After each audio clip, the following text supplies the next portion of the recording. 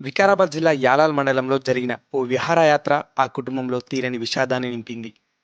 కాగ్నా నదిలో ఇద్దరు యువకులు గల్లంతై ప్రాణాలు కోల్పోగా వారిని చూసేందుకు వచ్చిన మరో వ్యక్తి గుండెపోటుతో మృతి చెందడంతో ఆ కుటుంబంలో విషాద ఛాయలు మిన్నంటాయి.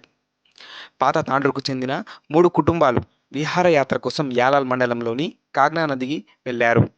సరదాగా గడపడానికి వెళ్ళిన వారిలో ఆటో డ్రైవర్ మొయిజుద్దీన్, సంగారెడ్డి జిల్లా బస్తాపూర్కు చెందిన రహమత్ ఈత కొట్టేందుకు నదిలోకి దిగారు. అయితే ప్రమాదవశాత్తు లోతైన ప్రాంతంలోకి వెళ్లడంతో ఇద్దరు నీటిలో మునిగిపోయారు. స్థానికులు, కుటుంబ సభ్యులు వెంటనే గాలింపు చేపట్టగా మొయిద్దీన్ మృతదేహం లభ్యమైంది. మొయిద్దీన్ మృతదేహాన్ని పోస్టుమార్టం కోసం తాండూర్ ప్రభుత్వ జిల్లా ఆసుపత్రికి తరలించారు.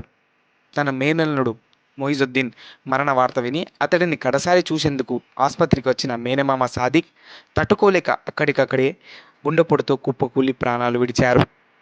మరోవైపు నదిలో గల్లంతైన రెహమత్ కోసం యాలాల్ పోలీసులు, ఫైర్ సిబ్బంది బుధవారం రాత్రి నుండి గాలింపు చర్యలు చేపట్టారు. గురువారం ఉదయం రెహమత్ మృతదేహం లభ్యమైంది. పోలీసులు మృతదేహాన్ని వెలికితీసి పోస్టుమార్టం నిమిత్తం తాండూర్ ప్రభుత్వ ఆసుపత్రికి తరలించారు.